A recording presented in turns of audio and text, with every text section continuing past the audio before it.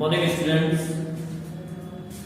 Class 11 English medium, subject chemistry और topic हमारा चल रहा है हाइड्रोकार्बन। चैप्टर 13 है हाइड्रोकार्बन, जिसमें हमने एल्केन की बात कर ली है और पिछले वीडियो लेक्चर में अपन ने जो एल्कीन्स है उसकी जनरल प्रॉपर्टीज, आइसोमेरिज्म और उनका नाम अपन ने पढ़ लिया था।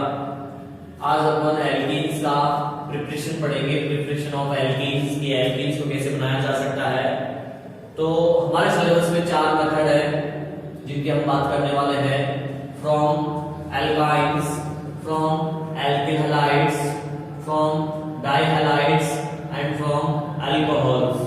तो सबसे पहले हम रिएक्शन ले रहे हैं फ्रॉम एल्काइन्स, यानी एल्काइन से हम जो है एल्कीन कैसे प्रिपरेशन करेंगे एल्कीन का। तो एल्काइन आप जानते हो, एल्काइन के अंदर क्या होता है, ट्रिपल बॉन्ड प्रेजेंट होता है एल्काइंस के अंदर। एल्काइंस के अंदर जो है ट्रिपल बॉन्ड प्रेजेंट होता है, उसको अपन डबल बॉन्ड में कन्वर्ट करेंगे। तो डबल बॉन्ड में कन्वर्ट करते ही वो क्या बन जाएगा, एल्कीन बन जाएगा। तो यहाँ पे एल्काइंस के फॉर्मेशन में हमने सबसे पहले एल्काइन ले लिया एक एग्जांपल के तौर पे, CH double triple bond CH। ये क्या है, एल्काइन है ये, ठीक है ना। इसका नाम क्या है, एथाइल है इसका नाम। अब इसका रिएक्शन करवाएंगे अपन H2 के साथ में, ठीक है। H2 के साथ में इसका रिएक्शन होगा, ये रिडक्शन रिएक्शन है, रिडक्शन हो रहा है यहाँ पे।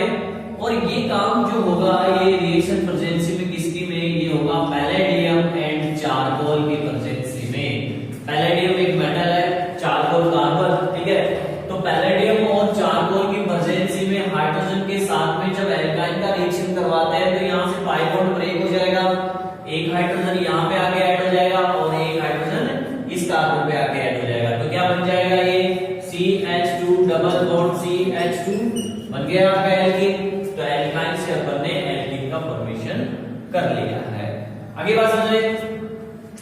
सेकंड हमारा मेथड है from alkyl halide, from alkyl halide. तो एल्किल हैलाइड से अपन को क्या बनाना है, अपन को एल्किल हैलाइड से बनाना है एल्कीन बनाना है, ठीक है ना। तो आपको ये पता होना चाहिए रिएक्शन लिखने के लिए, वरना तो आपको रटना पड़ेगा। आपको ये पता होना चाहिए कि एल्किल हैलाइड क्या है। तो देखिए एल्किल हैलाइड अपन जानते हैं, अपन ने इसकी बात करी थी। तो देखिए यहाँ पे मैं एल्किल हैलाइड लेता हूँ, CH3 CH2 और यहाँ पे मैंने ले लिया Br। ये एल्किल हैलाइड है, ये क्या है, एल्किल हैलाइड है। इसका नाम है 1 2 कार्बन और Br है, तो मतलब एथिल ब्रोमाइड। इसका नाम एथिल ब्रोमाइड है। तो ये भी लेने वाला हूं मैं, क्योंकि इसी से अपन जो है एल्कीन का फॉर्मेशन करेंगे। तो यहाँ पे क्या होता है, यहाँ पे अल्कोहलिक KOH की प्रेजेंसी में, इसकी प्रेजेंसी में अल्कोहलिक KOH की प्रेजेंसी के अंदर, या फिर आप यहाँ पे हीट करो आप इसको अल्कोहलिक KOH की प्रेजेंसी में। जब अपन इसको हीट करेंगे तो डिहाइड्रोहैलोजिनेशन होता है। क्या होता है, डिहाइड्रोहैलोजिनेशन। डिहाइड्रोहैलोजिनेशन का मतलब ये है कि देखिए डिहाइड्रोहैलोजिनेशन, डी या हाइड्रो, डी जब लग जाए, डिहाइड्रो यानी हाइड्रोजन, हैलोजिनेशन मतलब हैलोजन। तो डिहाइड्रोहैलोजिनेशन का मतलब ये हुआ कि हाइड्रोजन भी रिमूव होगा और हैलोजन भी रिमूव होगा। तो इसके अंदर से अगर हम हाइड्रोजन और हैलोजन को रिमूव कर देंगे तो एल्कीन का फॉर्मेशन हो जाएगा। तो देखो कैसे, मैं इस चीज को ऐसे लिख दूं तो कोई दिक्कत थोड़ी तुम लोगों को, एक ही चीज है, एक ही बात है ये तो, ठीक है ना। साइड में लगा दिया बस बोर्ड को, ऐसा कोई दिक्कत थोड़ी है, कोई दिक्कत नहीं है, बात वही है। हम क्या करेंगे, इस चीज को अल्कोहलिक KOH की प्रेजेंसी में गर्म करेंगे, इसको हीट करेंगे, देन यहां से रिमूव हो जाएगा H और यहां से रिमूव हो जाएगा Br, HBr निकल जाएगा। तो डिहाइड्रोहैलोजिनेशन हो गया, दोनों ये बॉन्ड ये यहाँ पे डबल बॉन्ड बन जाएगा। तो ये हो जाएगा आपका CH2 double bond CH2 plus HBr बन गया। लेकिन आई बात समझ में। चलो नेक्स्ट रिएक्शन में हम बात करते हैं फ्रॉम डाइहैलाइड्स। डाइहैलाइड्स का मतलब है 2 हैलोजन जिसमें हो, और दोनों हैलोजन कहां होने चाहिए, दोनों हैलोजन। इसमें एक शर्त ये है कि डाइहैलाइड से जब अपन एल्कीन बनाएंगे तो दोनों हैलोजन एटम पास पास वाले कार्बन पे प्रेजेंट होने चाहिए, दूर दूर नहीं। जो दोनों के दोनों हैलोजन है वो पास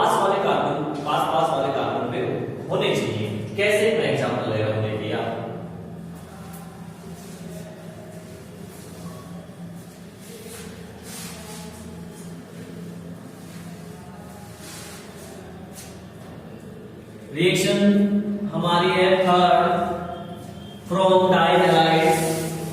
तो डाई हैलाइड का मतलब होता है दो हैलोजन हो, तो मैंने ले लिया CH2 एक हैलोजन यहां पे ले लिया Br, एक हैलोजन यहां पे ले लिया Br। ठीक है, हो गया डाई हैलाइड, दो हैलोजन हो गए। आगे बात समझें, इसकी रिएक्शन करवाते हैं जिंक के साथ में प्लस Zn, जिंक मेटल। तो यहां से क्या होता है, ये इस रिएक्शन को अपन बोल सकते हैं डीहैलोजिनेशन। डीहैलोजिनेशन का मतलब है हैलोजन रिमूव हो जाएंगे यहां से। तो ये दोनों हैलोजन यहां से रिमूव हो जाएंगे। देखिए ये हो गए, क्या निकल गया, ZnBr2 निकल गया। ठीक है, ये बॉन्ड फ्री हुआ, यहां से डबल बॉन्ड बन जाएगा। तो क्या हो जाएगा, CH2 डबल बॉन्ड CH2। तो देखिए डाई हैलाइड से अपन ने क्या बना लिया, एल्कीन बना लिया। जिंक के साथ में रिएक्शन करने से इसमें डीहैलोजिनेशन हो जाता है, जिसके कारण से हैलोजन्स रिमूव हो जाते हैं और डबल बॉन्ड का फॉर्मेशन होने के कारण एल्कीन का फॉर्मेशन होता है। नेक्स्ट रिएक्शन है फ्रॉम अल्कोहल। अल्कोहल से अपन किस टाइप से जो है एल्कीन का फॉर्मेशन कर सकते हैं। अल्कोहल तो आप जानते हो, इसमें OH ग्रुप जुड़ा हुआ रहता है, उसको अल्कोहल बोलते हैं। ठीक है, उसी से अपन यहाँ पे क्या करेंगे, उसी से अपन यहाँ पे एल्कीन का फॉर्मेशन करेंगे, एल्कीन का फॉर्मेशन करेंगे। तो देखिए एल्कीन का फॉर्मेशन जब यहाँ पे होता है डिहाइड्रोजन, ये एथेनॉल ले लिया मैंने CH3, ये एथेनॉल ये होता है ना, CH3 CH2OH, ये एथेनॉल है। ठीक है ना, तो मैंने इसको ऐसे लिख दिया, CH3 है, एक हाइड्रोजन यहाँ पे, एक हाइड्रोजन यहाँ पे, एक हाइड्रोजन यहाँ पे, और इसको मैंने ऐसे लिख दिया CH2OH। ये जो रिएक्शन होती है कंसंट्रेट H2SO4 की प्रेजेंसी में होगी, कौन H2SO4 की प्रेजेंसी में इसको हीट करेंगे, गर्म करेंगे H2SO4 के 2-3 ड्रॉप डाल के एथेनॉल के अंदर।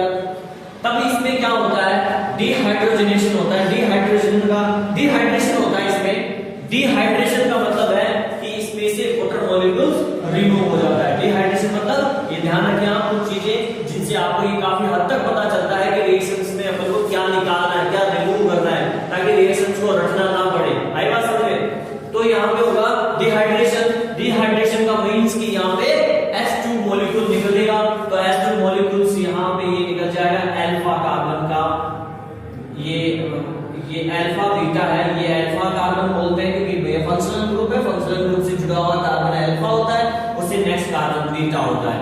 तो बीटा कार्बन का हाइड्रोजन और यहां से फंक्शनल ग्रुप रिमूव हो जाएगा। ये यहां पे क्या निकला, H2O वाटर मॉलिक्यूल्स, यहां पे ये बॉन्ड फ्री हुआ तो डबल बॉन्ड बन जाएगा। तो क्या हो जाएगा, ये CH2 double bond CH2, alkene का फॉर्मेशन हो गया, ये एथीन बन गया प्लस H2O। आगे बात सुनें, तो ये चार मेथड है जिनसे हमने एल्कीन का फॉर्मेशन किया है। देखिए नेक्स्ट टॉपिक हमारा physical properties. Physical properties of alkenes. Alkenes की फिजिकल प्रॉपर्टीज है ये, ठीक है ना।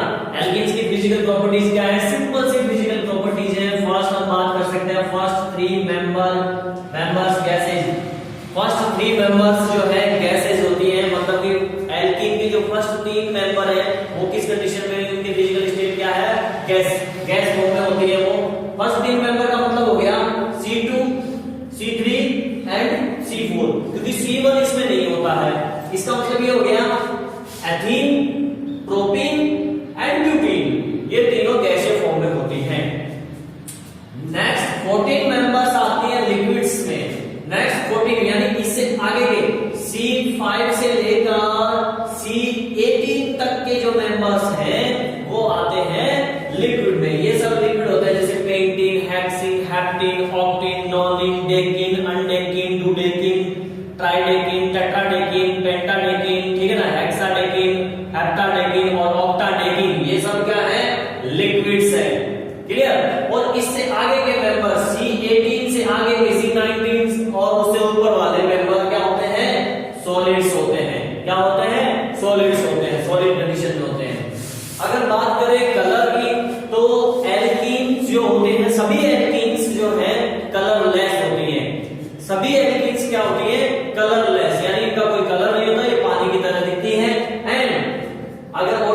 बात करें तो जो एथीन होती है, एथीन यानी C2, इसमें एक पेंट स्वीट स्मेल आती है, मतलब हल्की सी मधुर स्मेल आती है, अच्छी लगने वाली। और बाकी एल्केन्स तो कलरलेस एंड ऑडरलेस होते ही हैं, उनमें कोई स्मेल भी नहीं आती है। सोल्युबिलिटी की बात करें तो इनसोल्युबल इन वाटर, सोल्युबिलिटी में अगर बात करें तो ये पानी के अंदर इनसोल्युबल होते हैं, क्योंकि पानी क्या है, पोलर सॉल्वेंट है, जबकि एल्कीन्स क्या है, नॉन पोलर होती है। तो पोलर जो है नॉन पोलर में नॉन पोलर पोलर के अंदर सोल्युबल नहीं होता है। आप जानते हो, मैंने आपको बताया था लाइक डिसॉल्व, लाइक याद रखिए आप, जो जिसको लाइक करेगा वो उसमें डिसॉल्व होगा। तो पोलर पोलर में डिसॉल्व होगा, नॉन पोलर नॉन पोलर में होगा, लेकिन नॉन पोलर पोलर में नहीं होगा।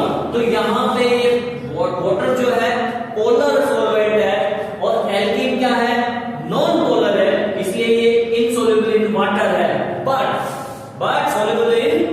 सोल्युबल इन ऑर्गेनिक सॉल्वेंट्स, यानी कि ये नॉन पोलर सॉल्वेंट्स के अंदर सोल्युबल होते हैं, हालांकि कम होते हैं लेकिन होते हैं, like benzene, ether, carbon tetrachloride, petroleum, ETC। Boiling point, इनके अगर बॉइलिंग पॉइंट की बात करें तो बॉइलिंग पॉइंट डायरेक्ट प्रोपोर्शनल होता है नंबर ऑफ कार्बन एटम, यानी कि जितने ज्यादा कार्बन होगा उसका बॉइलिंग पॉइंट उतना ही ज्यादा होता जाएगा। जैसे कि इसका 2 है बॉइलिंग पॉइंट, इसका ज्यादा हो जाएगा, इसका और ज्यादा हो जाएगा, C5 का और ज्यादा हो जाएगा, C6 का और ज्यादा हो जाएगा, ठीक है।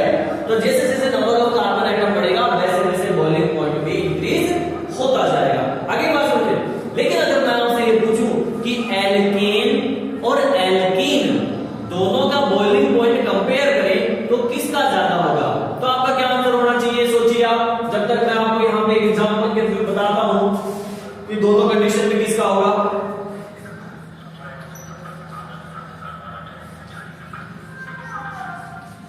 सोच लिया होगा आपने, तो देखिए यहां पे देखो एल्केन लिया है मैंने एथीन, 2 कार्बन है इसमें भी और इसमें भी मैंने 2 कार्बन है, तो सेम कार्बन वाले अपन ने कंपेयर कर रहे हैं, क्योंकि कार्बन सेम होगा तभी तो बॉइलिंग पॉइंट का कंपैरिजन होगा, ठीक है नहीं।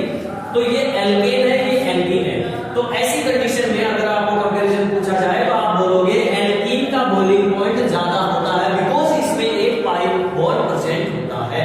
तो पाई बॉन्ड एक डबल बॉन्ड हो गया, जिसकी वजह से इनको ब्रेक करने के लिए हमें ज्यादा टेंपरेचर की जरूरत पड़ेगी, तो इसलिए बॉइलिंग पॉइंट इसका ज्यादा होता है, किसका, एल्कीन का। किससे, एल्कीन से, क्लियर। देखिए नेक्स्ट हमारा टॉपिक है chemical properties of alkenes. Alkenes की केमिकल प्रॉपर्टीज क्या क्या है, तो वैसे तो काफी सारी हैं एल्कीन की केमिकल प्रॉपर्टीज, लेकिन इस वीडियो लेक्चर में हम 3 केमिकल प्रॉपर्टीज के बारे में स्टडी करेंगे, बाकी की और बाद में करेंगे। तो फर्स्ट ऑफ हमारे जो केमिकल प्रॉपर्टीज है वो है addition of hydrogen. Addition of hydrogen means कि हाइड्रोजन का एडिशन करना है। अब देखो ये जो केमिकल रिएक्शन आ रही है आपकी, ये जो केमिकल प्रॉपर्टीज आ रही है, ये केमिकल प्रॉपर्टीज आपने पहले भी देखा है, लेकिन टॉपिक अलग था। वहां टॉपिक था प्रिपरेशन ऑफ एल्केन, वहां हमने ये सेम रिएक्शन पढ़ी है, लेकिन किस में पढ़ी है, प्रिपरेशन ऑफ एल्केन। यहां हम इसको पढ़ेंगे केमिकल प्रॉपर्टीज ऑफ एल्कीन्स में, रिएक्शन सेम है लेकिन। तो रिएक्शन क्या है आप देखिए, एल्कीन्स की केमिकल प्रॉपर्टीज है, इसलिए मैंने एल्कीन्स ले लिया डबल बॉन्ड वाला, CH2 डबल बॉन्ड, हाइड्रोजन के साथ में इसकी रिएक्शन करवाएंगे, H2 के साथ में इसका रिएक्शन होगा निकल की प्रेजेंसी में 373 केल्विन टेंपरेचर पे। अब आपको याद आ ही गया होगा कि ये वही रिएक्शन है, पाई बॉन्ड ब्रेक होगा, एक हाइड्रोजन यहां आ जाएगा, एक हाइड्रोजन यहां आ जाएगा, तो ये बन जाएगा CH3 एल्केन। तो एल्केन से क्या बन गया, एल्केन का फॉर्मेशन हो गया निकल कैटलिस्ट की प्रेजेंसी में, ठीक है। वेजिटेबल ऑयल से वेजिटेबल घी बनाने का जो प्रोसेस आपको पढ़ाया गया था प्रिपरेशन ऑफ एल्केन के अंदर, वो ये तो था। सेकंड रिएक्शन है एडिशन ऑफ हैलोजन्स, यानी हैलोजन का एडिशन। अब देखिए हैलोजन का एडिशन कैसे होगा, तो हैलोजन का एडिशन देखिए ऐसे होगा, ये अपने ले लिया CH2 डबल बॉन्ड CH2, ठीक है ना। हैलोजन का एडिशन करवाना है तो मैं यहां पे ले लेता हूं Br2, ये काम होगा CCl4 की प्रेजेंसी में, कार्बन टेट्राक्लोराइड CCl4 की प्रेजेंसी में हैलोजन एसिड, हैलोजन यहां पे ऐड होगा, तो ये पाई बॉन्ड ब्रेक हो जाएगा, पाई बॉन्ड ब्रेक होगा, ये बॉन्ड ब्रेक होगा, एक Br यहां पे आएगा, एक Br यहां पे आके ऐड हो जाएगा, तो जाएगा ये CH2 CH2 CH2, एक Br यहाँ पे आ गया और एक Br यहाँ पे आ गया, तो डाई हैलाइड बन गया ये। क्या बन गया ये? Die halide. आई बात समझ में? नेक्स्ट जो है थर्ड रिएक्शन, ये इंपॉर्टेंट रिएक्शन है, addition of hydrogen halides. Important इसलिए है क्योंकि ये रिएक्शन बहुत इंपॉर्टेंट है, इसमें एक रूल लगता है मार्कोनिकोव रूल। इसके अलावा ये सेम रिएक्शन सेम ऐसे कैसा आपको 12th में भी मिलेगा और वहां पे भी इंपॉर्टेंट है, इसलिए ध्यान से देख लिया आप इस रिएक्शन को, ताकि अगली क्लास में आपको दिक्कत नहीं आएगी।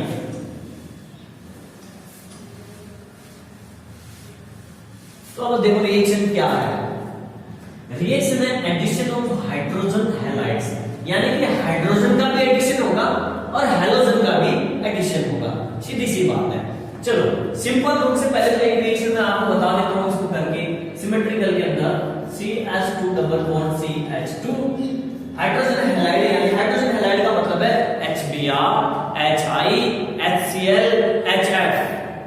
लेकिन हम इस रिएक्शन के अंदर HF नहीं लेंगे क्योंकि वो रिएक्शन नहीं करता है, वो बहुत कम रिएक्टिव है। पर HCl HBr और HI आप ले सकते हो, पर इसके अंदर हम अगर बेटर रहेगा हम HBr लेंगे, क्योंकि मार्कोनिकोव रूल जनरली HBr के लिए दिया गया था। और इसका जो ऑर्डर होता है, एक्टिविटी ऑर्डर जो होता है हैलोजेंस का, वो ये होता है I सबसे ज्यादा रिएक्टिव होता है, Br सबसे कम, उससे कम, और फिर उससे कम Cl होता है, ठीक है ना। उससे कम F होता है, वो तो होता ही नहीं है, तो अपन को ये रिएक्टिविटी ऑर्डर है इसका, तो अपन बीच वाला ले लेते हैं Br। आई बात समझ? तो यहां पे मैंने ले लिया HBr HBr। सिंपल सी बात है, सामने बोर्ड पे ध्यान दें आप, यहां से पाई बोर्ड ब्रेक होगा तो यहां पे H आ जाएगा और यहां पे Br आ गया, तो क्या बन जाएगा आपका CH2Br CH3, एल्किल हैलाइड बन गया, एल्किल हैलाइड बन गया, कोई दिक्कत नहीं हुई है यहाँ पे। अब मैं मार्कोनिकोव रूल अप्लाई करने वाला हूं। मार्कोनिकोव रूल अप्लाई कब होगा? एसिमेट्रिकल के अंदर। एसिमेट्रिकल के अंदर यहाँ पे सिमेट्रिकल है, दोनों तरफ भी सेम चीज है, CH2 डबल बॉन्ड के इधर भी CH2 है, इधर भी CH2 है, तो दोनों तरफ सेम है, एकदम सिंपल हो गई है। और अगर सेम ना हो तब क्या होगा? तो देखिए तब मार्कोनिकोव रूल लगेगा। और मार्कोनिकोव रूल क्या है? मार्कोनिकोव रूल यह है, देखिए CH3 CH double bond CH2 plus HBr, ठीक है। यहां पे मार्कोनिकोव रूल लगेगा। अकॉर्डिंग टू मार्कोनिकोव रूल के अकॉर्डिंग ये रिएक्शन कंप्लीट होगी। तो सुनिए मार्कोनिकोव रूल क्या है? मार्कोनिकोव रूल ये है कि जब हाइड्रोजन हैलाइड्स का एडिशन होता है तो हैलोजन एटम या फिर जो ज्यादा नेगेटिव वाला जो एटम है, जिसकी इलेक्ट्रोनेगेटिविटी ज्यादा है, जिसमें नेगेटिव चार्ज आएगा, जैसे कि इन दोनों का ब्रेक होगा तो इसमें पॉजिटिव चार्ज आएगा, इसमें क्या आएगा? नेगेटिव चार्ज आएगा। तो जो नेगेटिव चार्ज वाला एटम है वो उस कार्बन पे जाके ऐड होगा जिस कार्बन पे नंबर ऑफ हाइड्रोजन एटम कम है। इन दोनों में किस पे हाइड्रोजन कम है? इस पे कम है, तो नेगेटिव वाला जो पार्ट है वो इस कार्बन पे जाके ऐड होगा। ये मार्कोनिकोव रूल है। आई बात समझ में? तो अब इस रिएक्शन के अंदर क्या होगा? ये Br नेगेटिव वाला पार्ट है, ये आएगा यहां पे और H आएगा यहां पे, तो क्या बन जाएगा आपका CH3 CHBr एंड CH3, यही बनेगा। सेकेंडरी हैलाइड है ये क्या है? सेकेंडरी हैलाइड है। आई बात समझे? अब एक है एंटी मार्कोनिकोव, ये तो है according to Markovnikov rule MKR, ठीक है ना। एक होता है एंटी मार्कोनिकोव, यानी कि AMKR, anti Markovnikov rule, anti Markovnikov rule. तो एंटी मार्कोनिकोव रूल क्या है? सेम यही है, लेकिन इसका जस्ट उल्टा है। उल्टा क्या है कि नेगेटिव पार्ट उस कार्बन पे जाएगा जहां पे हाइड्रोजन की संख्या ज्यादा है। कब? पेरोक्साइड की प्रेजेंसी में। तो देखो ये रिएक्शन एंटी मार्कोनिकोव के अंदर क्या हो जाएगी? CH3 CH double bond CH2 plus HBr, presence of peroxide की प्रेजेंसी में ही होगा ये काम, एंटी मार्कोनिकोव का रूल, वरना तो मार्कोनिकोव लगेगा। लेकिन अगर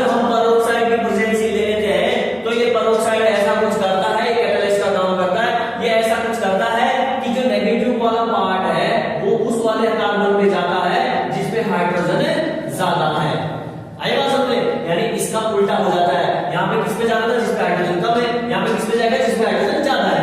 तो H कहां पे आएगा, यहाँ पे। तो प्रोडक्ट क्या बनेगा, प्रोडक्ट ये बन जाएगा CH3 CH2 Br, primary halide. ठीक है ना, 1 डिग्री हैलाइड है ये, क्योंकि 1 डिग्री का आधार पे हाइड्रोजन जुड़ा हुआ है। ये सेकेंडरी बन रहा था मार्कोनिकॉफ रूल के अकॉर्डिंग। तो आपको समझ में आ गया होगा मार्कोनिकॉफ और एंटी मार्कोनिकॉफ रूल क्या है। मैं फिर से एक बार रिपीट कर देता हूं, इतनी बार मैं बता रहा हूं क्योंकि इंपॉर्टेंट चीज है। आप ध्यान दें, मार्कोनिकॉफ रूल के अकॉर्डिंग क्या है कि जो नेगेटिव एटम है वो उस कार्बन पे जाके ऐड होगा जिस कार्बन पे हाइड्रोजन कम है।